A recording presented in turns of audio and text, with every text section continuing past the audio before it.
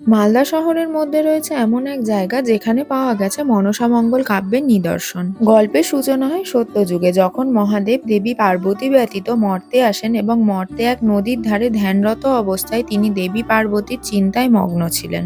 তখন মহাদেবের দেহ থেকে জ্যোতি নির্গত হয়, যা গিয়ে পড়ে একটি পদ্ম ফুলের ওপর এবং পদ্ম ফুলের ওপরেই মা মনসার জন্ম হয়। নাগরাজ বাসুকী মা মনসাকে ভগিনী রূপে স্বীকার করেন এবং তার দায়িত্বভার গ্রহণ করেন, কিন্তু নাগলোকে পালিত কন্যাকে স্বর্গে কেউ দেবী স্থান দিতে চায় না। তখন মা মনসা মহাদেবের কাছে বিচার চাইতে যান। মহাদেব তাকে বলেন মর্তে গিয়ে চাঁদ সওদাগরের কাছে তার পুজোর আর্জি জানাতে। চাঁদ সওদাগর শিবের উপাসক হওয়ায় কোনো রকমেই মনসা পুজো করতে রাজি হননি এবং মা মনসাকে অপমান করে বিতাড়িত করেন। মা মনসার অভিশাপে চাঁদ সওদাগরের 6 ছেলে সর্পদংশনে মারা যায় এবং তিনি দেউলিয়া হয়ে যান।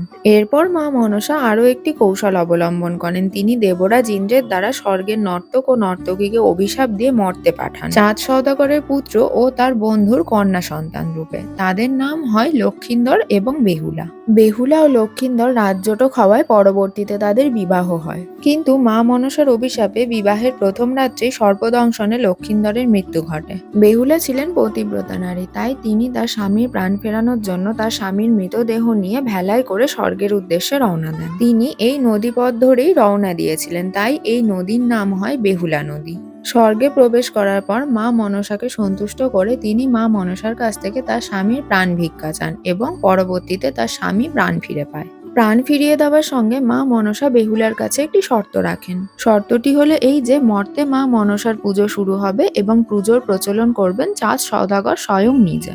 বেহুলা শর্তে রাজি হন এবং বেহুলা ও তার স্বামী লক্ষিন্দর সশরীরে স্বর্গ থেকে মর্তে চলে আসেন। চাঁদ সওদাগর যেহেতু ছিলেন শিবের উপাসক, তাই তিনি কোনোদিন ডান হাতে শিব ঠাকুর বাদ দিয়ে অন্য কাউকে পুষ্প অর্পণ করেননি, তাই তিনি বাম হস্তে মনসা মায়ের পুজো শুরু করেন।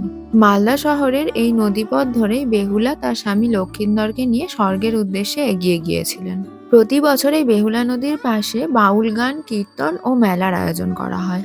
এখানে রয়েছে মা ভবতারিণী, রাধা গোবিন্দ, শ্মশান কালী ও কালভৈরব মন্দির।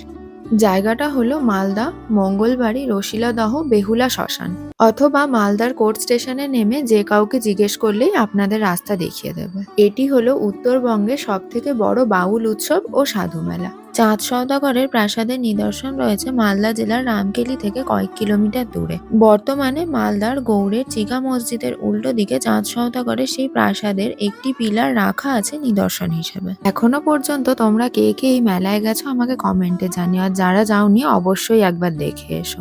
আজকের মতন শেষ। হরে কৃষ্ণা।